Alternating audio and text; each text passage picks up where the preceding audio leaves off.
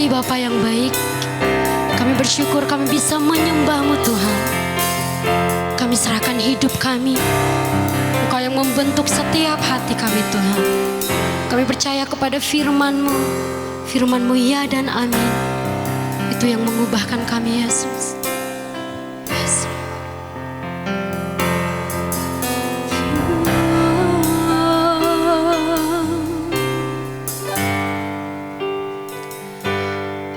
Ku yakin saat Kau berfirman,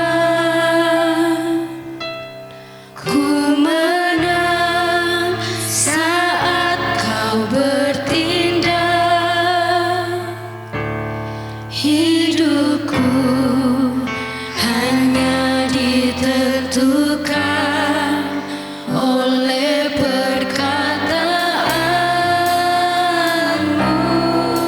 kami aman di dalam-Mu Tuhan.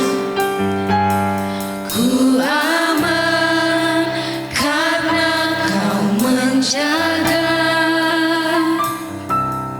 Ku kuat karena Kau menopang. Hidupku hanya ditentukan oleh Bagimu tidak ada yang mustahil Tuhan. Bagi Tuhan tak ada yang mustahil. Bagi Tuhan tak ada yang tak mungkin. Mujizatnya disediakan bagiku.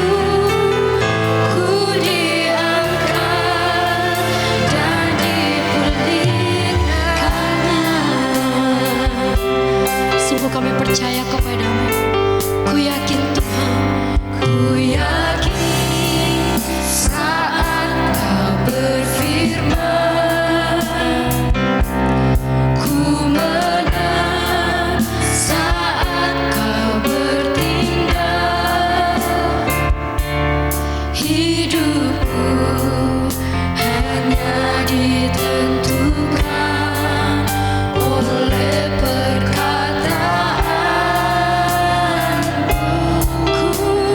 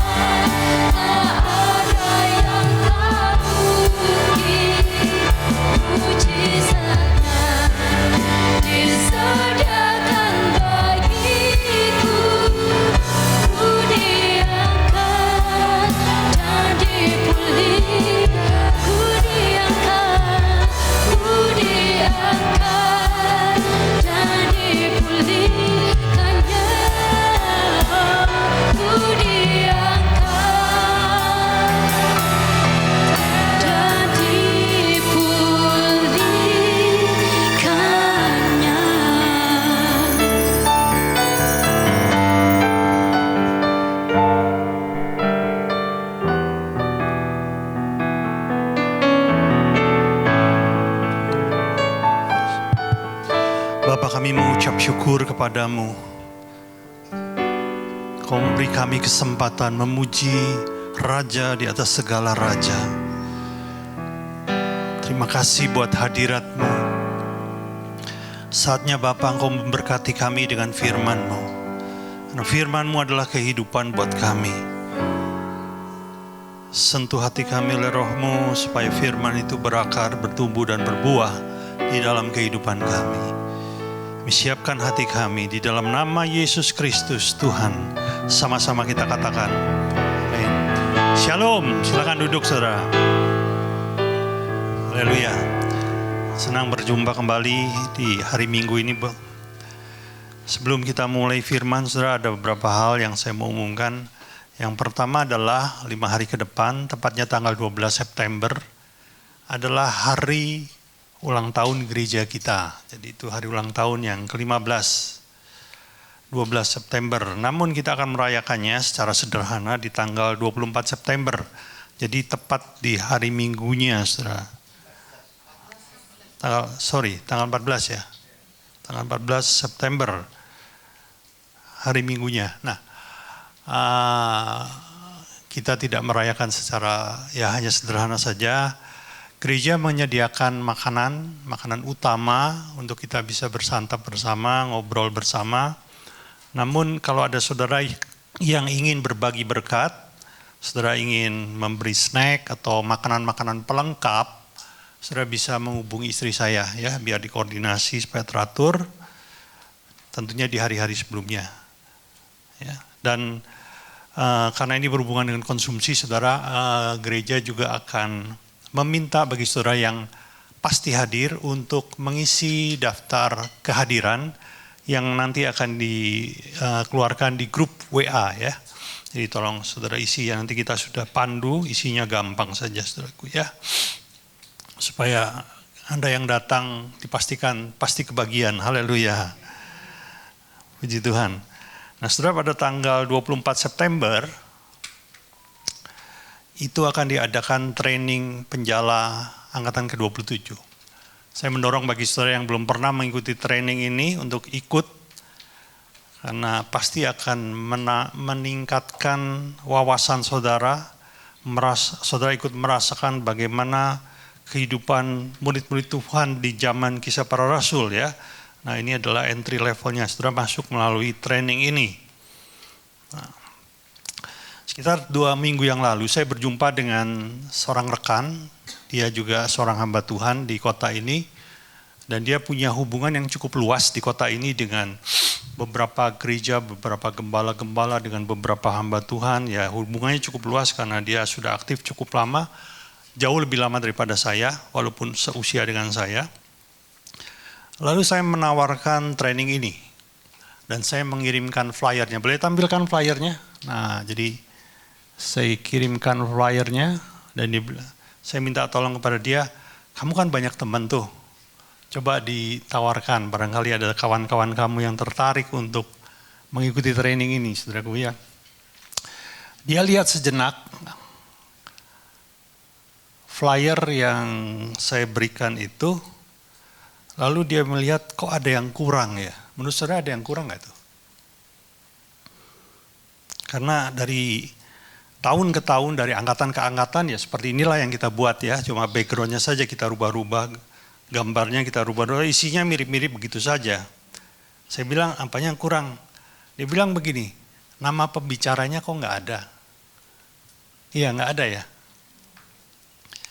Saya bilang ya memang saya ingin mereka ikut training karena isinya, bukan karena siapa yang berbicara gitu. Tapi dia bilang perlu. Karena nama pembicara itu penting. Semakin terkenal, semakin menarik minat orang untuk ikut. Menurut saudara gimana? Dan memang faktanya begitu loh saudara ya. Dan saya melihat ada banyak gereja memanfaatkan ini. Bahkan mereka bikin spanduk yang besar, tempelkan iklan di mana-mana. Contoh lah. Ya, saya nggak menyalahkan itu, saudaraku. Tapi ini memberikan kita sebuah gambaran bagaimana cara manusia memandang sesuatu Ya, kalau misalnya pendeta Debbie Basir tuh di gereja mana gitu, ditempel, disebar di mana-mana. Itu waktu kebaktian pasti penuh itu, pasti rame itu. Pendeta Gilbert Lumoindong gitu, wah pasti penuh. Pendeta Hari Santoso, ya begini nih saudaraku ya. Saya nggak keberatan dengan itu saudaraku ya, tapi di sini saudara bisa menangkap satu hal yang sebetulnya mendasar, bahwa inilah cara pandang manusia. Manusia itu lebih cenderung menghargai sesuatu yang terkenal, spektakuler, memukau, mempesona. Itu mereka lebih memperhatikan ke arah itu. Dan sebetulnya itu tidak sesuai dengan cara pandang Allah. Karena Allah memandang kita tidak dari sisi itu. Tapi Allah memandang kita dari hati ya. Tadi ini pernah dikhotbahkan. Sesuatu yang tidak berarti bagi manusia bahkan sudah dibuang ke tempat sampah, masih dipandang berarti bagi Tuhan loh. Dan masih bisa dijadikan sebuah alat yang mulia di tangannya. Tolong tampilkan foto dari Mordecai Ham.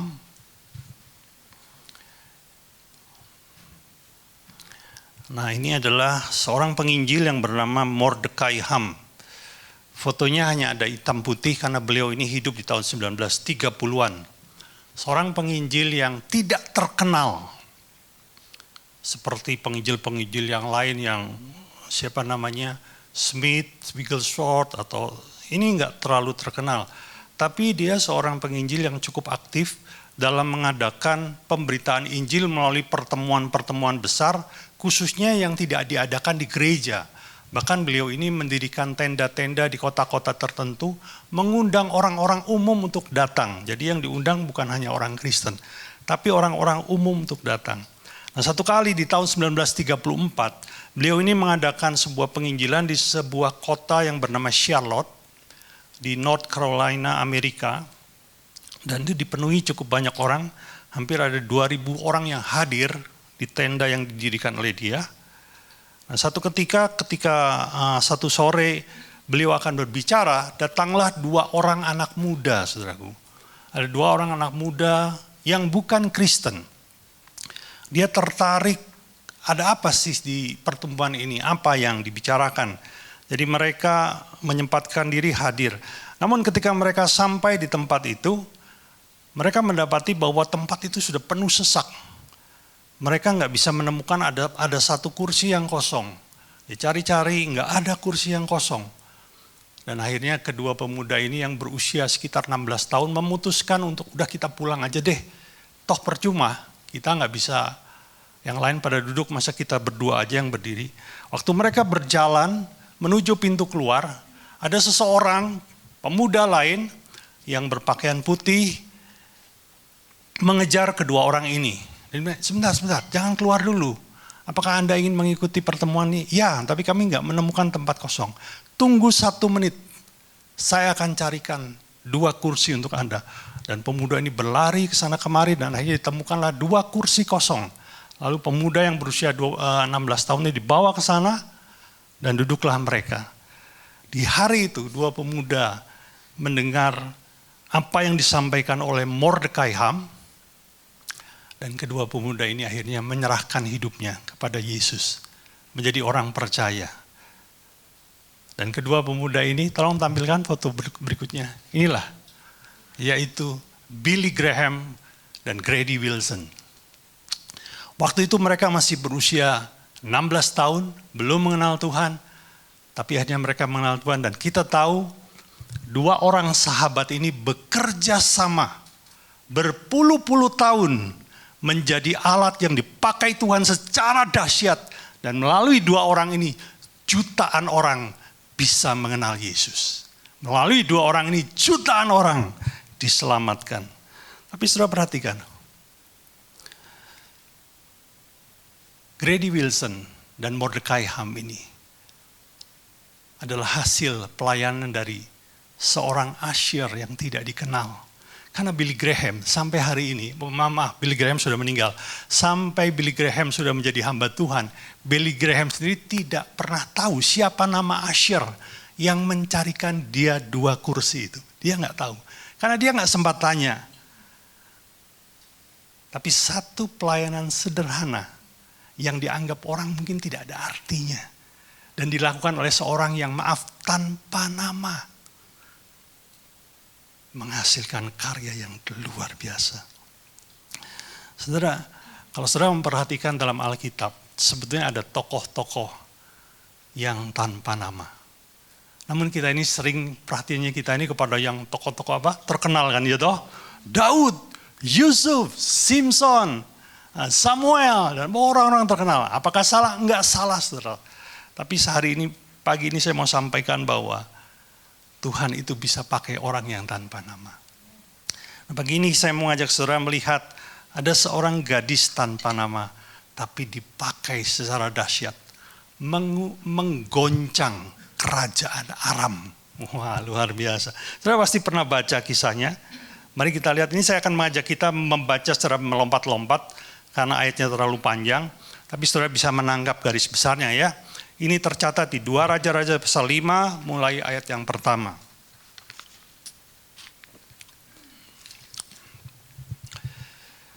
Saya akan bacakan buat Bapak Ibu sekalian.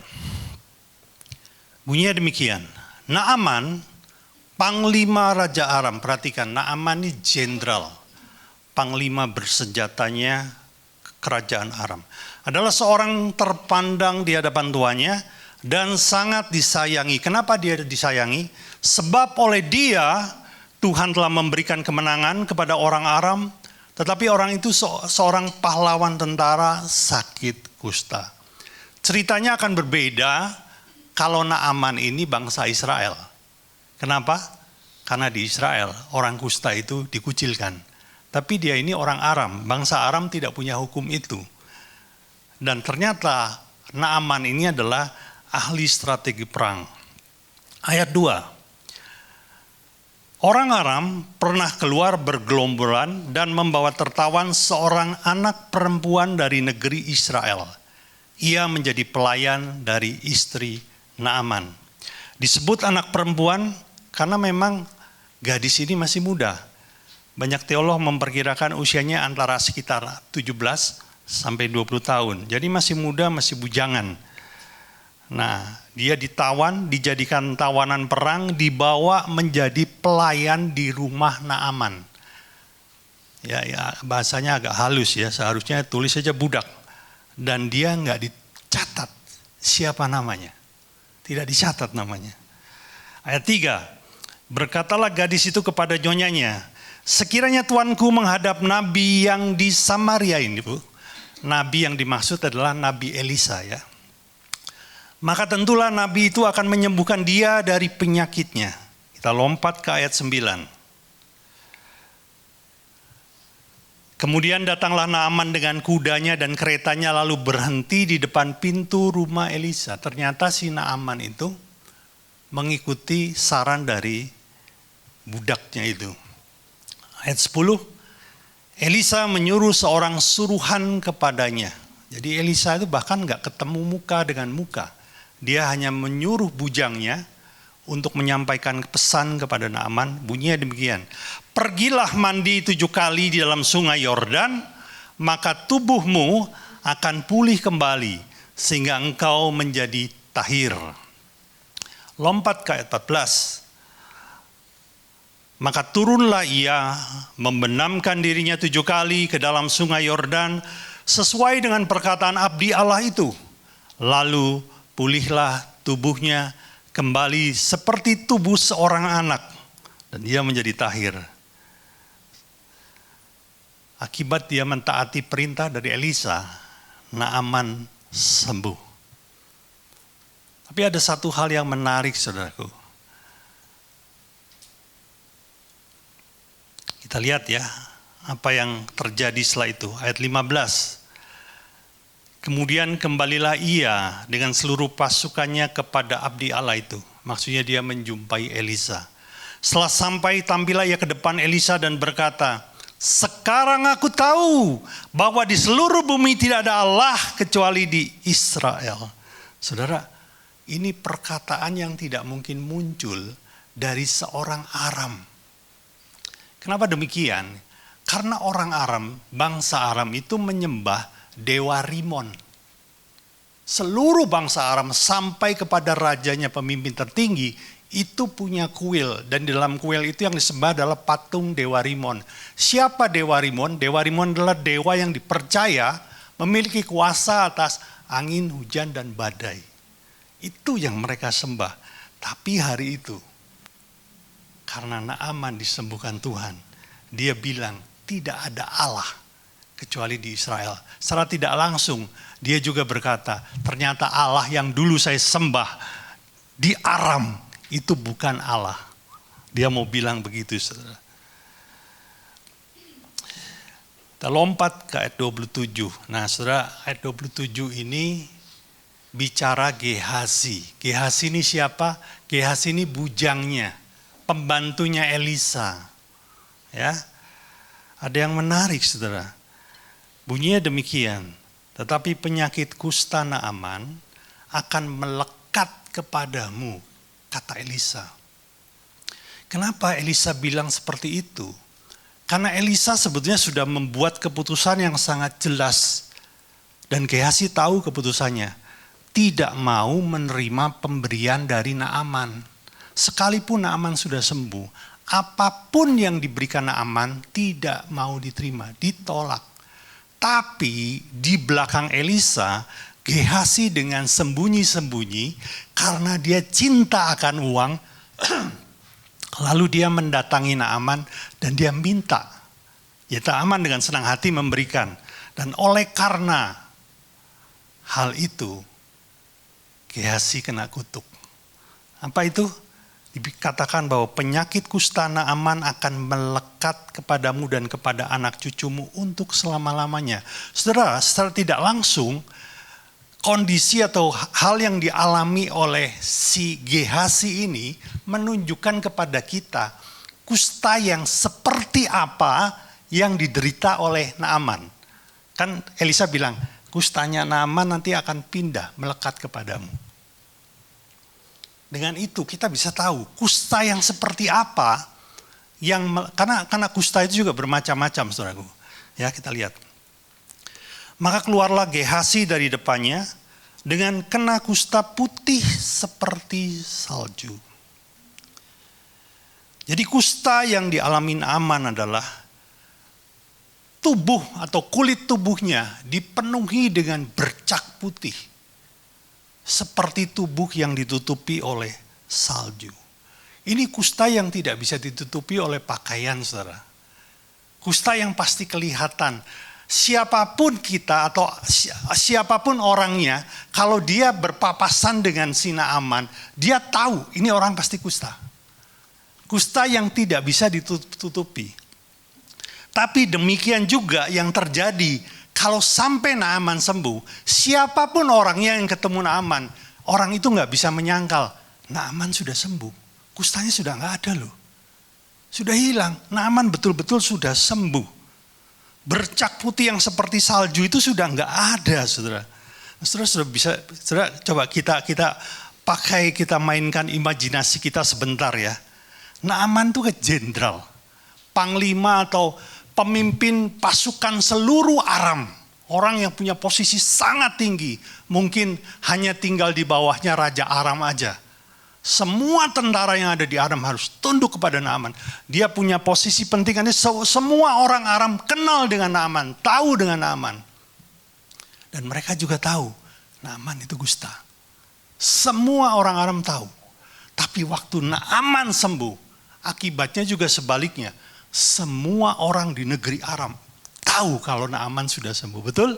Karena kelihatan dengan jelas dan dari mulut ke mulut orang akan bilang, penyakit yang tidak ada obatnya yang melekat pada tubuh Naaman sekarang sudah nggak ada loh. Sekarang sudah nggak ada dan itu menimbulkan satu pertanyaan yang membuat orang penasaran, terutama orang-orang dekat, orang-orang yang kenal langsung dengan Naaman. Mereka pasti bertanya, kamu sembuh ya? Bagaimana caranya kamu bisa sembuh? Kamu kan sudah mencari cara untuk berobat ke sana kemari. Alkitab tidak mengatakan itu, saudara. Tapi saya pastikan Naaman itu punya banyak harta. Pasti itu. Karena dia sayang oleh rajanya. Dan bagi orang yang punya banyak harta, dia akan cari pengobatan kemanapun. Dia punya uang, saudaraku. Dia akan cari itu. Saya ingat satu kali, saya tahu ada seorang pengusaha kaya dari Blitar, saudaraku. Ini kepalanya itu sakit terus. Sampai akhirnya dia periksa ke dokter, dan dokter bilang, ini perlu dilakukan pemeriksaan yang lebih mendalam. CT scan lah, MRI lah, pokoknya yang tidak bisa dilakukan oleh dokter. Harus di rumah sakit yang cukup besar. Lalu dia ke Surabaya, dia periksa. Dan akhirnya ditemukan bahwa ternyata di dalam otaknya itu ada tumor, saudaraku. Yang menekan bagian otaknya dan itu menimbulkan rasa sakit. Tapi orang ini punya duit. Dan bilang, dok, lakukan apapun, berapapun biayanya saya bayar. Nggak usah bicara tentang uang lagi. Berapapun biayanya saya bayar. Yang penting saya sembuh.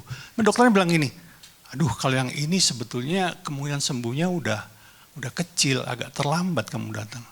Jadi orang ini akhirnya cari lagi dokter-dokter yang lain, sampai akhirnya dia bilang ada seorang dokter ahli, di mana saudara? Di Singapura. Dia ke sana, dia berangkat dan dia diperiksa lagi secara mendalam. Tapi dokter di Singapura bilang, nggak bisa. Ini sudah terlalu parah, kata dia. Kalaupun kita angkat, itu kemungkinan sembuhnya kecil. Bahkan kamu bisa meninggal malah kalau diangkat langsung. Dia bilang, dok, sebut aja rupiah, sebut saja nilai uangnya. Berapa? 10 miliar, 20 miliar, nggak ada arti, nggak ada masalah buat saya. Saya bayar. Tapi dokter bilang, nggak bisa gitu loh. Jadi dia udah berupaya kemana-mana. Haleluya. Kalau sampai sembuh, itu berita yang heboh, saudaraku. Nah, waktu Naaman ditanya, Naaman bilang sederhana, Allah Israel yang menyembuhkan saya. Dan berita itu mulai tersebar kemana-mana.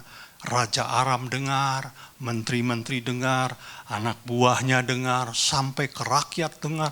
Dan seluruh Aram mendengar bahwa Naaman disembuhkan oleh Allah Israel. Wow. Dan sudah tahu, ini terjadi hanya oleh satu cerita sederhana, seorang gadis yang tanpa nama.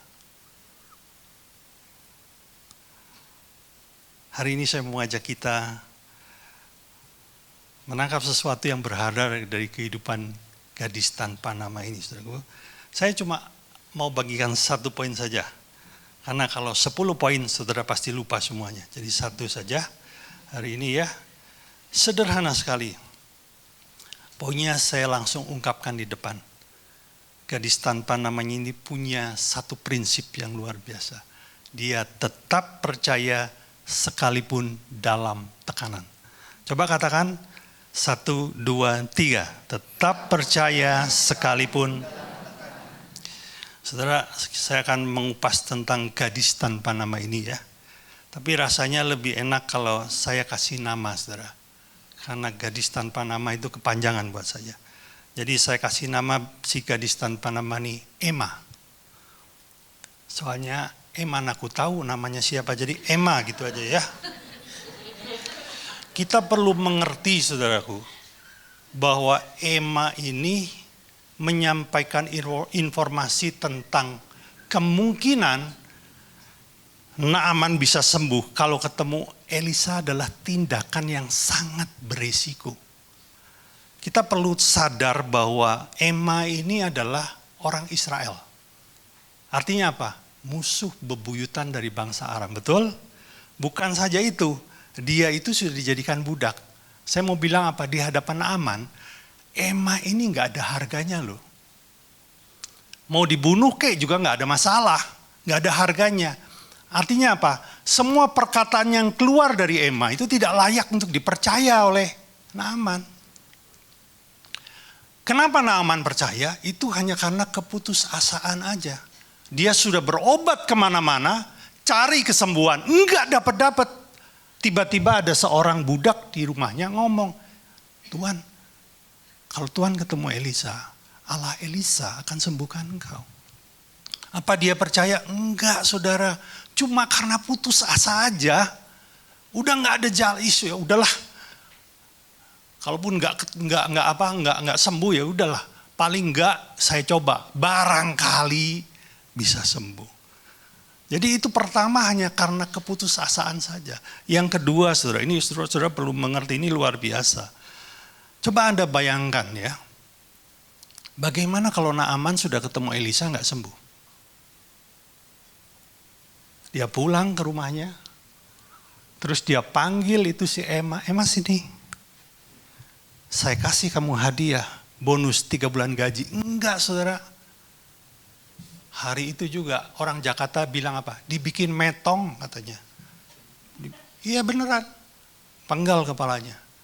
Aku sudah jauh-jauh masuk ke sarang musuh, menemui nabi yang tidak aku percayai, yang Allahnya berbeda dengan Allahku.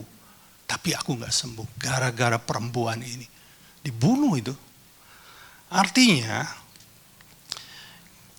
informasi yang disampaikan oleh Emma itu berisiko, membuat dia kehilangan nyawa. Oh, apakah Emma tahu? Tahu saudaraku. Dia pasti berpikir, kalau aku ngomong gitu, Naaman ternyata gak sembuh, gimana ya? Apa yang akan saya alami? Saudara, ada satu kisah yang terjadi beberapa puluh tahun yang silam, dan kisah ini sangat memberkati saya. Seorang hamba Tuhan yang sekarang sudah meninggal, tapi pada masa itu masih hidup, namanya Reinhard Bonnke. Dan Reinhard Bonnke ini mengadakan satu KKR di sebuah kota di Afrika. Dia mengundang banyak hamba Tuhan, tapi dia juga mengundang orang-orang non-Kristen untuk hadir. Siapapun boleh hadir, orang Kristen pun hadir, semua datang. Dan waktu dia berbicara di atas platform, dia ngomong, tiba-tiba Roh Kudus berbicara dalam hatinya. Berhenti berkhotbah. Doakan orang-orang yang buta. Saat ini juga. Lalu dia langsung stop khotbah, dia bilang, adakah dari Bapak Ibu buta total, tidak bisa melihat apa-apa, hanya kegelapan saja? Kalau ada, silakan berdiri. Ternyata ada 4 orang berdiri di berbagai ujung. 4 orang berdiri, mengangkat tangannya. Roh Kudus bilang sekali lagi, doakan mereka. Terus dia bilang begini, hari ini juga Tuhan akan membuat engkau yang buta melihat lagi. Waktu dia baru ngomong, selesai mengatakan perkataan itu, tiba-tiba iblis berbicara di dalam pikirannya. Bagaimana kalau mereka tidak sembuh? Anda pernah mengalami itu? Anda mendapatkan iman ketika Anda membaca Alkitab, tapi beberapa saat kemudian ada provokasi negatif dalam alam pikiranmu. Tapi ini yang dibuat Reinhard. Dia berkata dalam hatinya, sekalipun mereka tidak sembuh, aku tidak peduli. Yang penting, aku mau taati perintahnya. Cuma itu. Dan Reinhard bilang, dalam nama Yesus, aku perintahkan setiap mata yang buta sekarang tercelik. Dan tiba-tiba terdengar teriakan, satu orang berkata, I can see. Aku bisa melihat. 4-empatnya berteriak, aku bisa melihat. Saudara, apa yang saya mau sampaikan di sini? Perintah Tuhan itu tidak berjalan mulus-mulus saja. Waktu engkau mendapat sebuah tuntunan, waktu engkau mengerti apa yang Tuhan ingin untuk engkau lakukan, iblis selalu mencoba merintanginya, saudaraku. Tanggap itu baik-baik. Tetapi Emma memilih tetap bersaksi sekalipun menghadapi resiko. Orang-orang bilang, orang sekarang ya, orang dunia bilang apa? Emma ini seorang risk taker. Tahu risk taker? Orang yang berani ambil resiko gitu loh. Tapi di hadapan Tuhan Emma itu sebenarnya bukan risk taker. Itu bentuk iman Emma terhadap Allah. Dan dari sikapnya ini, lahirlah kemuliaan Allah, saudaraku. Aram digoncang dengan berita Allah Israel menyembuhkan Naaman. Pagi ini saya mau katakan kepada kita semua bahwa kalau Anda mau hidup dalam kehendak Tuhan, mau tetap percaya sekalipun dalam tekanan, saya pastikan Anda akan menghadapi tantangan dan risiko. Tidak akan mulus-mulus saja. Untuk tetap percaya kepada Dia, pasti ada rintangan, pasti ada risiko. Untuk bisa mengalami janji Allah, pasti ada risiko. Dunia menyebut hal itu disebutnya resiko. Kata-katanya itu agak halus gitu loh. Tapi saya mau bilang gini, segala sesuatu yang membuatmu ragu untuk melakukan kehendak Tuhan sebetulnya bukan resiko, itu tipu daya iblis.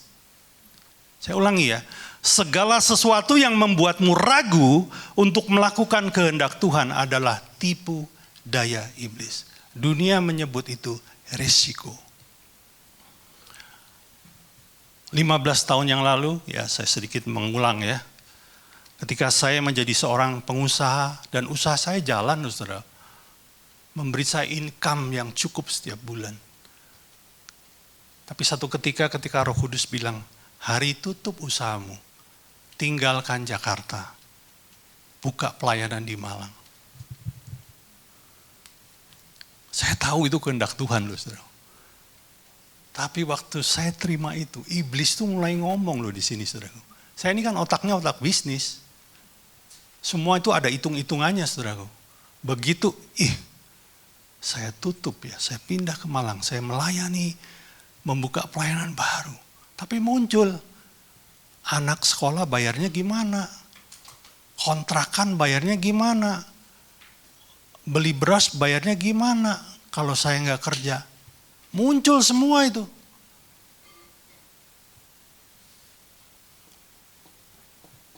Bagi dunia itu katanya resiko. Tapi bagi saya, itu adalah provokasi iblis untuk saya tidak melakukan kehendaknya. Memang saya sempat ragu, saudaraku. Tapi ketika saya berdoa di bukit doa, menantikan konfirmasi dari Tuhan selama 3 hari 3 malam. Saya dapat konfirmasi, saya jalan. Hari ini saya bersyukur, saya mengerti bahwa melakukan kehendaknya adalah pilihan yang tepat. Haleluya. Dan hasilnya adalah kemuliaan Tuhan. Saudara, ada satu hal yang kita bisa tangkap pagi ini. Dari seorang kehidupan gadis yang tidak punya nama itu. Karena dia tetap percaya sekalipun dalam tekanan. Saya mencatat, orang yang tetap percaya sekalipun di dalam tekanan punya 3 tanda. Punya 3 tanda ini.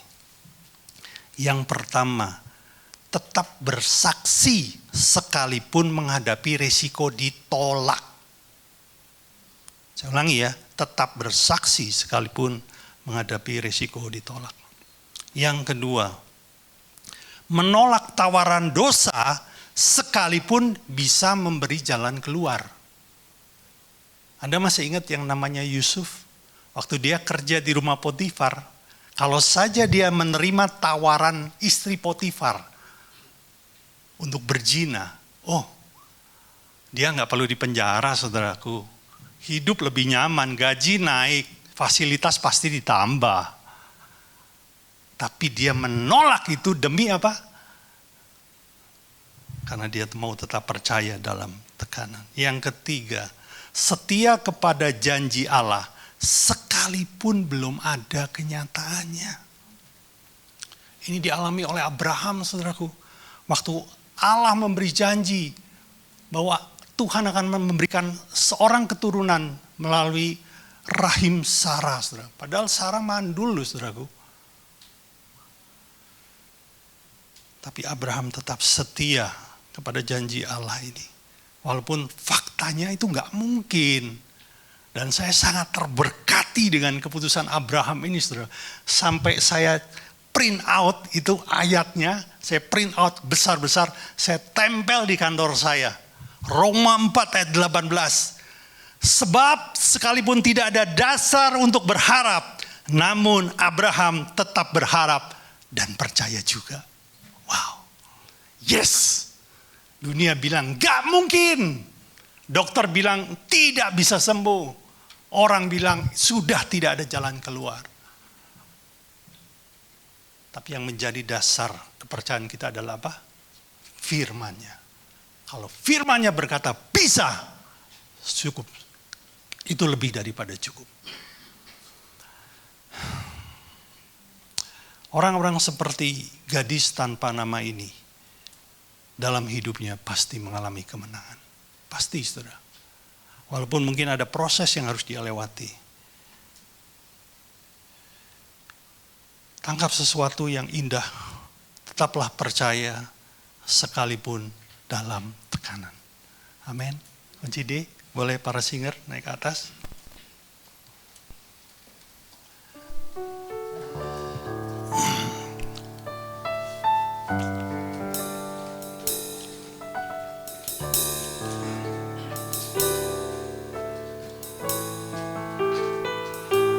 Percaya di saat ku tak mengerti, percaya di saat ku tak melihat, percaya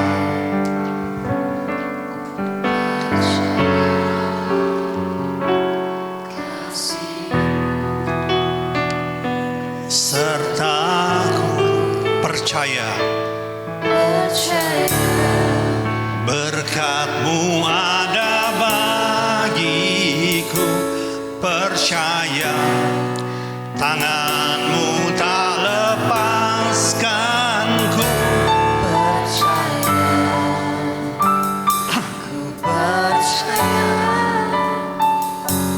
kasih-Mu sertaku, percaya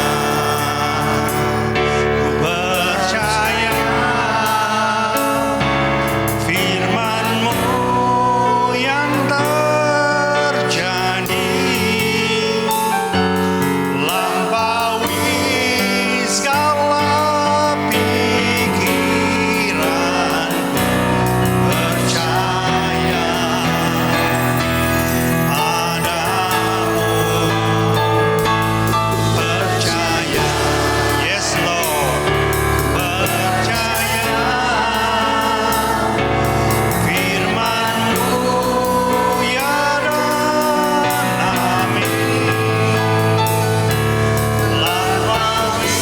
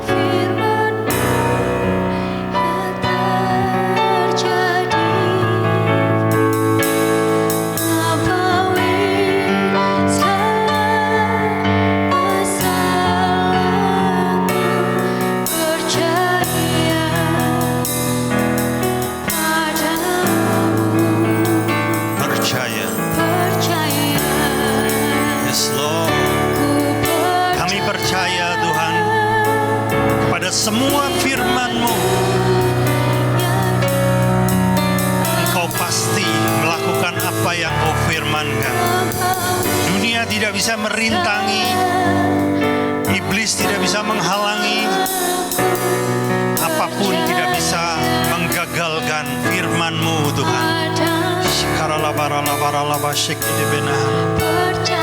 Saya undang kita bangkit berdiri sebentar, pejamkan mata kita di hadapan Tuhan.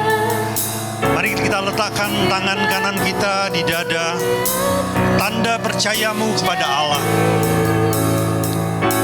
Ada hal-hal di dalam hidupmu yang kau anggap mustahil, karena selama ini iblis berkata itu tidak mungkin terjadi.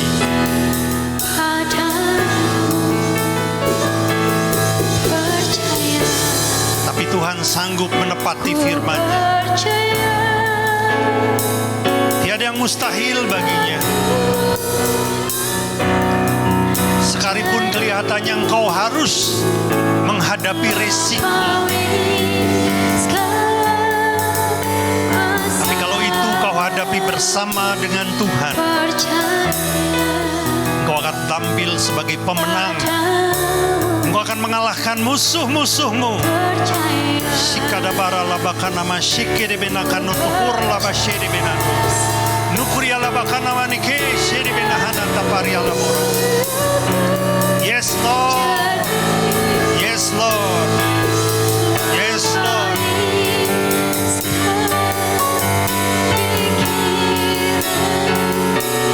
Percaya padamu, percaya, percaya firman-Mu ya dan amin. Lampaui segala masalah, percaya padamu. Terima kasih Tuhan buat firman-Mu di pagi ini. Semua bersyukur punya Allah seperti Engkau, Allah yang tidak pernah gagal, Allah yang mengasihi kami, Allah yang mau berjalan bersama dengan kami, sehingga sekalipun kami harus melewati lembah kekelaman, kami tidak akan takut, karena gadamu dan tongkat-Mu menyertai kami. Terima kasih Bapa buat pagi ini. Syukur kepadamu di dalam nama Yesus. Haleluya. Amin. Silakan duduk Bapak Ibu yang kasih Tuhan. Pagi ini kita akan menerima perjamuan kudus. Saya meminta tolong para hamba Tuhan untuk membagikan anggur dan roti.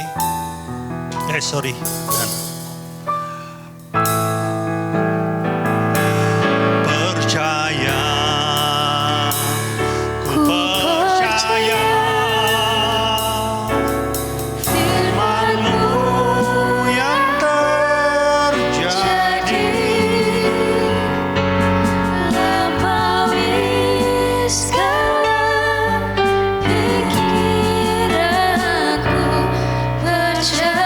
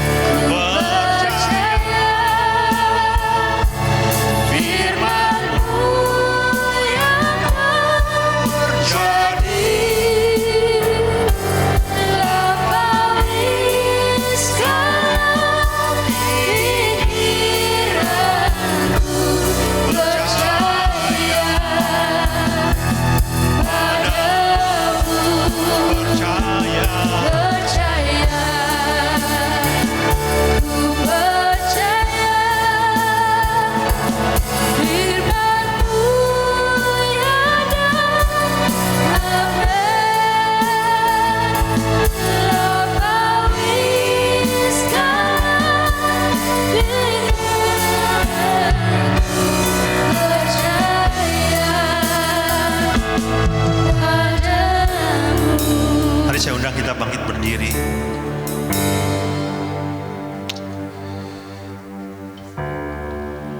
Kita akan menerima perjamuan kudus.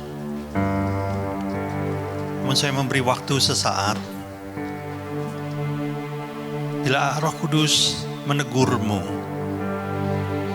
ada pikiran-pikiran dosa atau ada hal-hal yang masih kau simpan, hal yang tidak berkenan di hadapan Tuhan, mari akuilah di hadapan Tuhan.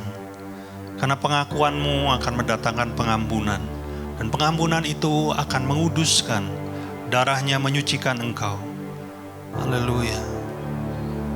Terima kasih Tuhan, terima kasih.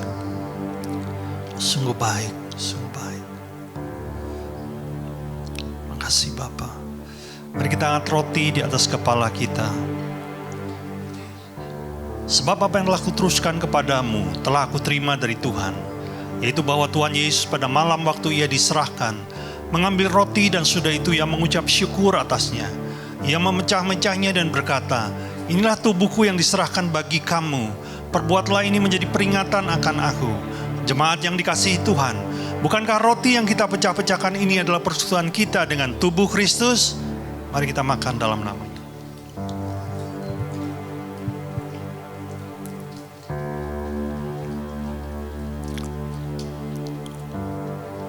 Yes. Mari kita angkat cawan di atas kepala kita. Demikian juga ia mengambil cawan sudah makan, lalu berkata, cawan ini adalah cawan perjanjian baru yang dimeteraikan oleh darahku. Perbuatlah ini setiap kali engkau meminumnya menjadi peringatan akan aku. Jemaat yang dikasihi Tuhan, bukankah cawan pengucapan syukur yang atasnya kita ucapkan syukur adalah persekutuan kita dengan darah Kristus? Dalam nama Yesus.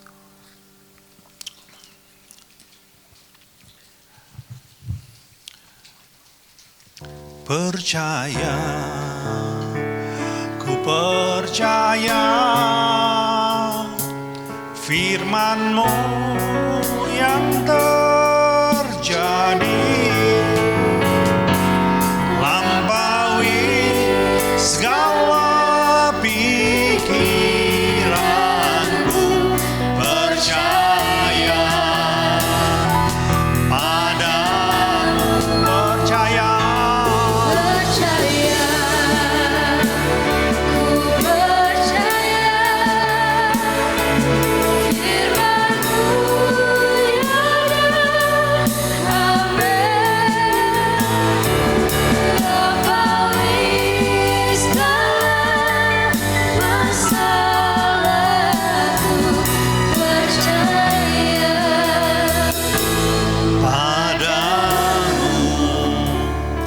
Bapa, kami mengucap syukur atas perjamuan kudus, korban-Mu di atas kayu salib yang membuat kami diselamatkan, membuat kami menjadi warga kerajaan Allah. Terima kasih buat firman-Mu Bapa. Ini gereja-Mu, kami minta Engkau terus memakai kehidupan kami. Di dalam nama Yesus, sama-sama kita katakan, amin. Silakan duduk Bapak Ibu, kita akan mendengarkan pengumuman.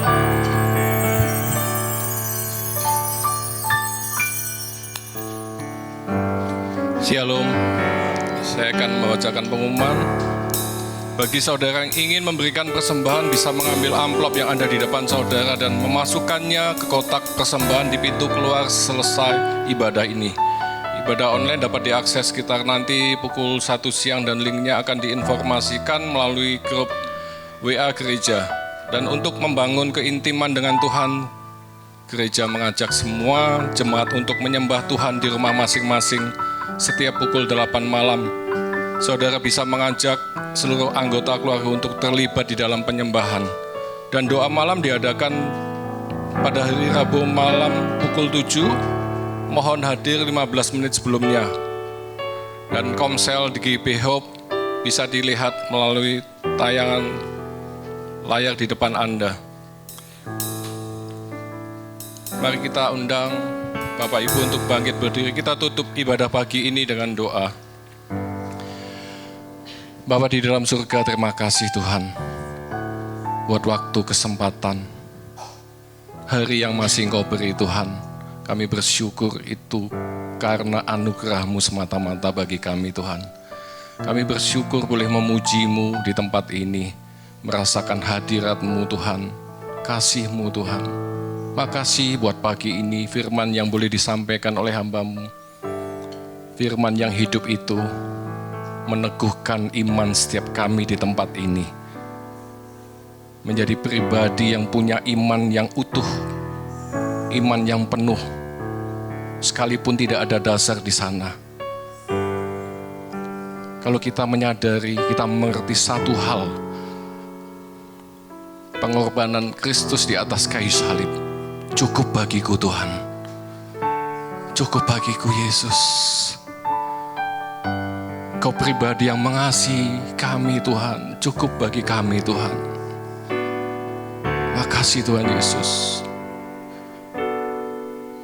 Kami berdoa untuk gembala kami Pak Hari, pakai beliau lebih lagi di dalam pelayanannya, di dalam pengembalaannya. Hati hamba, hati Bapa senantiasa melekat di dalam kehidupannya.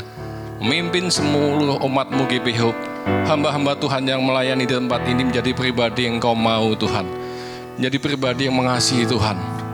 Berkati istri serta anak-anaknya. Kami berdoa untuk segenap umat-Mu di tempat ini, hamba-hamba Tuhan yang melayani di tempat ini.